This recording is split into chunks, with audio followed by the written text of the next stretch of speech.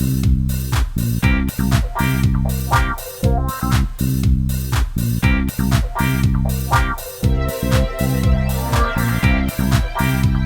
to Go Fund This. I am Rob Southgate. Today, I know I always say I have a special guest, but damn it, it's true. I've been trying to get Matt on a podcast for what, Matt? Like 7 years? Oh, something like that. I mean, ridiculous, right? So I have my friend Matt Hansel with me, Matt is a treasure trove of fun. You like that? You going to get that on your business card? I think I might actually. So Matt has a Kickstarter, which is how we lured him in here. And we'll touch on some of his other stuff, but we're not going to touch on too much of it because it's going to force him to go to one of our other shows. And there we go. Again. In fact, I'll say it right here. I'm going to throw down the gauntlet. I want you on Alley Chats where we talk about comics. And then I have a show that this is the first time it's being said. So everybody listening, this is an exclusive. I have another show that's in development called The Creative Impulse. And it is all about creativity and living that type of life and what we do. And I did it live once. And it's the one time my wife afterwards, who doesn't listen to podcasts, ironically, and she's co-owner of a huge network, said, that was like the coolest show I've ever heard. She said it was like watching jazz, like a podcast jazz. I was like, that's wow, cool. So that podcast jazz will be coming at you, and I am going to force Matt, if I have to tie him to a chair. You know, I love jazz, and so you've sold me on the idea of a podcast jazz. Wait till you hear the intro music. I'm excited. It's so good. It's so good. But we're not going to talk too much about that. That's in the future. So Matt Hansel, here's what we're going to do, Matt. We're going to start out I want you to tell people who you are, what you do. Forget your Kickstarter for a second. Sure. Who is Matt Hansel? Thank you for having me on your show. Thank you very much. I know, and we've been talking about this like no joke for 7 years. Right. To try to do this. I'm Matt Hansel. I am a freelance cartoonist, a professional cartoonist, and have been full-time freelance for about 7 years now, and was kind of part-time freelance before that for about 15 or 20, however long that was. And I have been working on all of the pop culture characters that you've heard of. So I spent most of the last 5 years working on Underdog and Casper the Friendly Ghost and Rocky and Bullwinkle and Sherman and Peabody and the Pink Panther and the Three Stooges. And I know I'm forgetting some other ones. But doing a variety of jobs on those characters. Underdog. How could I forget Underdog? Yeah, how could you forget Underdog? I thought I said him first. But doing a variety of jobs on those characters, everything from penciling to inking to coloring, doing covers, doing art corrections, doing all kinds of things. And before that, when I was more starting off as a freelancer, I had an online comic strip called Marty and Spud that I created and published on a thing called Go Comics, their Comics Sherpa area. And Comics Sherpa was where amateurs or semi-professionals like myself at the time could publish their work, and they would integrate your daily comic in with Calvin and Hobbes and Dick Tracy and For Better or For Worse and, all that stuff. So in pretty quick order, I got several hundred readers for Marty and Spud, which I treated as a daily comic strip. So it was black and white Monday through Friday. And then Sunday, I did a big Sunday page in color and, all that kind of stuff. And then Go Comics kind of quit doing Comics Sherpa. So I went to I can't remember what it was called. One of the online web things like Webtoons or something. Tapas, I think it was called. Oh, okay. So I did Marty and Spud for about 6 months there, but I didn't really like the format that much. And then I just started doing mini comics the last couple of years. And then Guerrilla Comics approached me and said, "Hey, we want to publish your stuff. How about a Marty and Spud book or something like that?" And so I started working on the Marty and Spud book that is the subject of the Kickstarter. But along the way, I've worked for Charlton Comics, for Big Bang, who I think those guys, Chris Ecker and Gary Carlson. They're from Elgin. Yep. And it seems like a lot of people that didn't get their start in comics in New York or California somehow enter comics via Gary and Chris, including like Rob Liefeld and, Eric Larson and guys like that. And so I did a few things for Big Bang, including the Night Watchman daily strip, which we did with Roger McKenzie, who used to write Daredevil. And then I started getting the gigs at American Mythology. And like I said, that's occupied a lot of my time over the last 5 years. But Marty and Spud was never too far away from what I wanted to do. And Marty and Spud, I should go backwards in time and say who and what Marty and Spud is. Marty and Spud is the webcomic I created for Comics Sherpa, like I said. And it is the adventures of like a young boy, so say in the generic range of 8 to 10 years old, and his cat, and they go off on imaginary adventures in the backyard. So like when we were kids, Rob, right, we would go in the backyard and we'd play Star Wars or Indiana Jones or whatever, or some mashup of it. So they do that, and they have these imaginary adventures, but then they also have real life adventures where like they go to a dinner party and they meet a French chef who's trying to kill a mouse in the kitchen while having this fancy dinner party. Right. It turns into a Three Stooges episode. It really does. It really does, including this wonderful thing called the Boom Boom Souffle, which will be the next Marty and Spud graphic novel. So it's a lot of fun. And I created the strip with the sole intention of that my mind wanders creatively a lot. So basically anything I could conjure up doing, as long as I could filter it through Marty and Spud, I could do it. And when I did the webcomic, I did it for about 2 years, 2.5 years, something like that. I did all kinds of things. I did a Peanuts story where Spud was like Snoopy, and they actually fought the real Red Baron over France in World War I. Oh, I love it. And I did the art style in kind of a pseudo Charles Schultz style for that book. I did a Star Trek knockoff where they fly around in something that looks like the Enterprise almost. I did a Dick Tracy kind of story where Marty's a undercover cop with a fedora. Did like a Dungeons and Dragons kind of story where it's a lot of role playing and things like that. Just all kinds of things.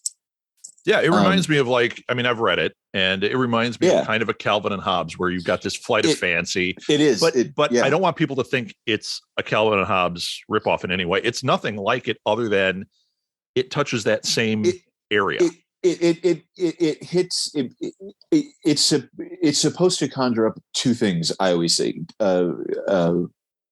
Somewhat Calvin and Hobbes, but also somewhat Dennis the Menace in some ways. And those are the two, I would say, modern influences, especially Hank Ketchum is a real influence on the strip, the creator of Dennis the Menace. His art style, especially some of the pencil sketches that aren't published that his assistant, Ron Ferdinand, pushes on Facebook every once in a while. Those really have inspired Marty and Spud a lot. But the real origin of the strip is a strip from the 1920s called Dickie Dare. And it was done by Milton Caniff, who would later go on to do Terry and the Pirates and Steve Canyon and be the president of the National Cartoonist Society and stuff. But Dickie Dare was about this kid and his dog, and they would read like Robinson Crusoe or the Three Musketeers, and then they would fall asleep and they'd wake up in the adventure. Oh, I love it. And that's just such an incredibly cool concept. I thought no one's done it for 80 years at this point, so I'm going to borrow it. and it has a heavy dose because, obviously there's a whole fantasy element with Calvin and Hobbes with, when he did the undercover cop and the spaceman and all that kind of stuff. And I love which was also some of my favorite stuff too. Oh, that was those flights of fancy were the best. They were, and the art and when he would incorporate those into the special stories he would do for the treasury collections. Yes. It was like he took a girdle off almost or something, and his art was just so expressive that he wasn't, bound by a 14 by 13, daily strip or 4 by 13 daily strip. So those are the real, all of the origins kind of Marty and Spud. And it's kind of funny because I think early on I hewed a lot more to Dennis the Menace and Calvin and Hobbes and Dickie Dare. And like everything else, as it continues on. It kind of evolves into its own thing, and so that's where we're at today. Yeah, cool, very cool. So this book, what you're launching, is it's Marty and Spud, The Castle of the Lost Land. Yes. So a little bit of business up front. It's a graphic novel by Matt Hansel, and obviously featuring Marty and Spud. Right now, as of this recording, and by the time it airs, maybe it'll be a little different than this, but we have 12 days to go. Your goal is $4,000 and you're at 1,720. You are on your way. Yes. And you've also got the backing of Guerrilla Publishing. They're putting it out there too. And I love those guys. Yes. Anyone that listens to the shows knows I've had them all on for various projects and for I've listened to them fun. All. Yeah, they're great, aren't they? And I was so thrilled. I mean, I think if you listened to those episodes, you heard me gushing about you guys got Matt Hansel. I love Matt Hansel. It was embarrassing almost. Yeah, well, that was the goal. We talked about it ahead of time. We want to embarrass Matt. No, seriously, I was so happy you were connected to those guys. They're just wonderful, and they're putting out great products. And I think you fit so well with what they're doing. It's so cool. So this project, this is a graphic novel. Do you have any like specs on the graphic novel? I can tell you all about it. Let's hear it. It's 64 pages. It's full color. I am doing everything. So I am writing, penciling, inking, and I'm lettering it. I'm hand lettering it actually on the board. I'm working on a page right now. And this is audio, so you can't see it, but I'm showing it to Rob. That I'm working on one of the pages. Matt, sounds great. Thank you. One of the biggest things to not do on a podcast, right? Show somebody something. But it's 64 pages, full color. Put out by Guerrilla Publishing. The book is totally written. It is totally thumbnailed. I am about 35 pages into the art in terms of all of it being done. I'm a little beyond that in terms of the pencils and the inks. And so probably by the time this wraps up, I will be near done or pretty close to done with the book itself. It's a story I've had for a while. It's actually an adaptation of the very first Marty and Spud story I ever did. Oh, cool. That was done as a web comic, but the opportunity, I really like this story. And I self-published a version of it a long time ago, about 10 years ago. And it was pretty favorably received. People that read it really liked it, and especially kids that read it really liked it. And that was my audience, right? That's who I wanted to like it. And so I thought, well, wouldn't it be cool if I was going to originally do another Marty and Spud story, but that was just not quite ready to go. So I was talking to Julio and Ben about it. And I said, I love the first Marty and Spud story, but I don't like the art at all. I'm a much better artist, than I was 10 years ago. Sure. You're like Taylor Swift. You're going back and redoing your catalog. Right. Exactly. And the opportunity to, go play George Lucas and redo it came up. And I thought, well, instead of just tinkering with it, I'm just going to redo it. And I'm going to take total advantage of the graphic novel format so I can have splash pages and half panel pages and, that kind of stuff. So it's been a lot of fun revisiting the story. I'm expanding one part of the story. I'm dropping another part, or at least putting less of an emphasis on it, just because I think the format lends itself better to do other things than a daily strip did. But it's been a lot of fun revisiting this story. And that's actually made me want to revisit some of the other stories and do them as graphic novels versus doing them as daily strips like they were originally. Yeah, cool. But I also have a bunch of new Marty and Spud stories that I'm hoping to get to as well. So this one though is that first story, and it's pretty cool. It's a good introductory story. Well, and if this does well, we can go on and do another Kickstarter and keep adding books to the series, which I'm sure is what Guerrilla Publishing is hoping for. I know you're hoping for it. Yeah. And once again, once you find the audience for this, I'm sure that'll happen because it's great. I'm a big fan of your stuff. Thank you. We Gorilla just announced, it was last week, they signed a deal with Global Comics, which is an online comics distribution platform. And Marty and Spud, the convention exclusives book, was part of the initial launch that Gorilla put out there, and it did really well. I was talking to Julio last night, and they're really happy with how it did. So between that and podcast appearances, and tomorrow I'm going to be doing a couple of store appearances. I think we'll be on our way to finding an audience. Yeah, excellent. Oh, I'm really happy for you. I think this is a great project, and I really encourage people to support it. Not just for Guerrilla Publishing, because once again, we've been big supporters of theirs, but for Matt and for this vision he's got. I do want to point out, when I keep saying I'm a big fan of Matt's, I showed Matt when we started. I get artwork all the time. Artists give me stuff, I buy stuff, whatever. There's only so much space on your walls. And there's only so much space that my wife will tolerate me using on our walls. But there is one constant. I have a Batman that you did that is so spectacular. I cannot take it down. And it has been up literally, I think I got it from you at GeeksCon, which was 3 years ago, I think. Yeah, that sounds about right. 2019, I think. Yeah. Yeah. And it's the one piece of art that has not left or been rotated out since the day I bought it.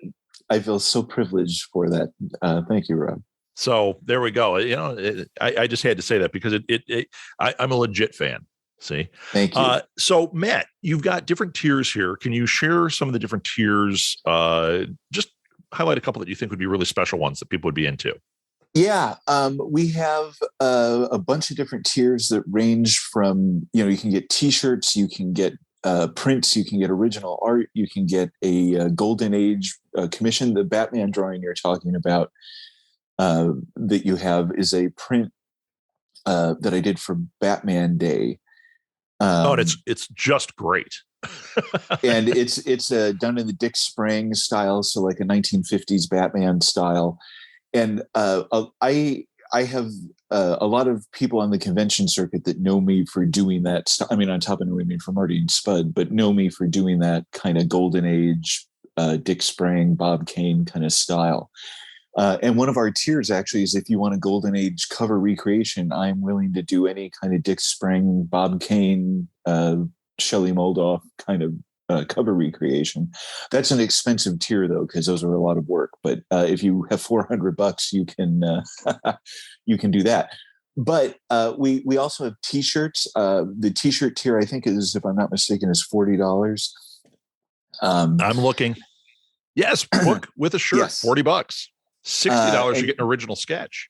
Yes, and the original sketch is a pretty cool idea. I am doing sketches based on the graphic novels, so they'll be on 8.5 by 11 cardstock or Bristol board, and the sketches will be representational of something that happens in the graphic novel. So one of the characters they meet, or a scene in the book, or something like that.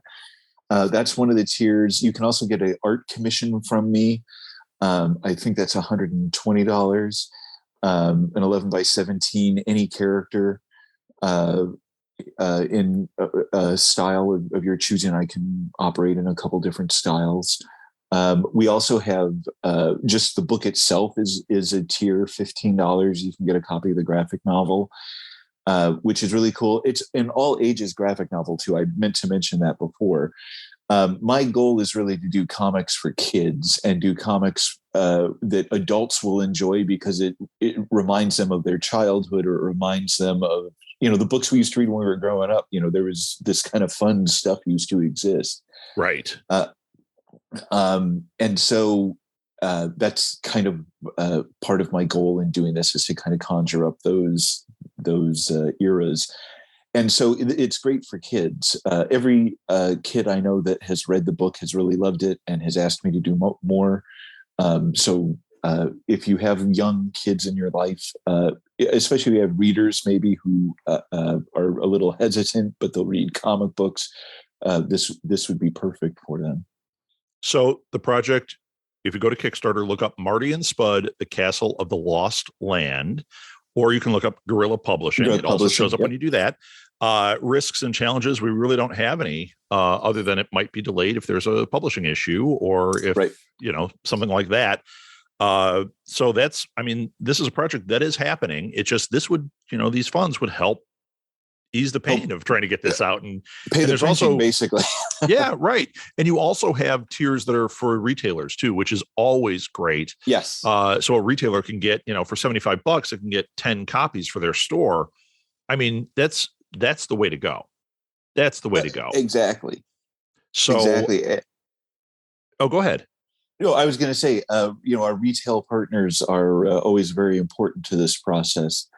And so I'm happy that we have that tier, and any retailers that are out there, if you do that tier, we can also, if you're within a reasonable commuting distance, we can arrange a store signing and things like that as well. That's another thing. I know you Guerrilla guys like to do. Guerrilla guys, yes. that you guys do quite a bit of, which is great.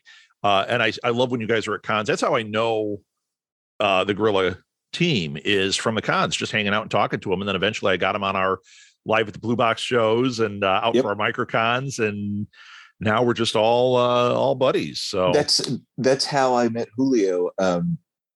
I knew Ben because he had done judges with Corey Hampshire, and Corey and I are pretty tight. And I had been out the first time to talk about judges. Oh, cool. That's how I met him. And then he was like, "Oh, I just started Guerrilla Publishing," and then through him I met Julio. So I get it, man. And then one year at Northwest Indiana Con, I think it was it was either 2017 or 2018. Ben and Julio were sitting behind me, basically. So we were like in a little island in one of the aisles. Sure. So I was on one side of it and they were on the other. And so Julio and I were just talking, and he saw the then kind of self-published Marty and Spud thing that I had. And at the end of the show, he leaned over to me and goes, "I want to publish a book with you." And that's how it started. You're like, okay. I was kind of flabbergasted. I was like, really? I'm like, I can't publish Underdog, right? And he's like, no. I want to do something with you. Like, your thing. Yeah, that's cool. Like, oh, wow. Okay. Yeah, that's what you want. You want to hear those words. Matt, exactly. Do you have any stretch goals in mind? Because I'm confident you're going to hit your mark. Do you have any stretch goals set up, or do you not want to reveal anything?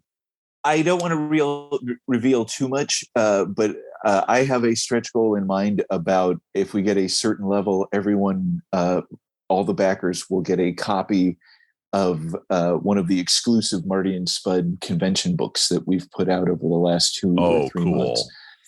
For both C2E2 and then for the Northwest Indiana Comic-Con, which was a couple weeks ago, I did exclusive Marty and Spud books. So for C2E2, I did kind of an introductory Marty and Spud book. It has 2 separate adventures in it.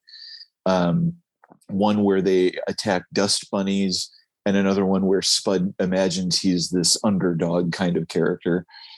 And then for Northwest Indiana Comic-Con, I did a parody of The Mandalorian, and specifically the egg episode where they have to deliver with Baby Yoda. Eggs.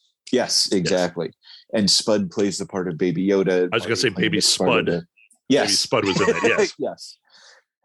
And we did that one for the Northwest Indiana Comic-Con. That was a 12-page regular size comic book, half length comic book that we did for that. So if the first stretch goal, if we hit $4,100 or something like that, that's something I think I might want to do. All right. Good enough. So Matt, where can people find this? I know I told them where they can find it on Kickstarter, but where can they find you? You can find me on social media. On Instagram is where I probably do the most stuff. I'm Matthew Hansel, so you can just go to @Matthew MATTHEW Hansel HANSEL, like Hansel and Gretel. And on Twitter, I'm Will and Ike, which was my old college comic strip, and that's WILANDIKE. On Facebook, I'm Matthew Hansel, like I am on Instagram. So you can friend me. I friend people all the time. And I post about Marty and Spud, and Marty and Spud also have their own Twitter, Facebook, and Instagram, and all of them are @Marty and Spud, MARTYANDSPUD. And all of those social medias that I just talked about all have numerous links to the Kickstarter that's going on right now. Like you said, Rob, at the time of the recording, there's 12 days left. And we're on our way. It's been a slow burn, but I'm pretty sure we're going to meet the goal. I'm confident. Get in now. Yeah, get in now for sure. Get in now. And I'll put all those links in the show notes. I'll make it really easy for people. They can click right on the Kickstarter and go right to it. But if you can't wait to even look at the show notes and you're just so hot from hearing Matt talk, go to Kickstarter, look up Marty and Spud, look up Guerrilla Publishing. You're going to find it. Yep. Matt, thank you so much for being on. Thank you for having me. We will have you back for Alley Chats to talk more about comics, because you and I got a lot to talk about there. And then eventually that other project, I definitely want to have you on. That's more extended. That's going to be a lot of fun. Lot of fun. So now that I got my hooks in you, you're not going anywhere. I look forward to both of those. So I'm very excited. Thank you again for having me. And thank you everybody for listening. Thanks, Matt. Thank you.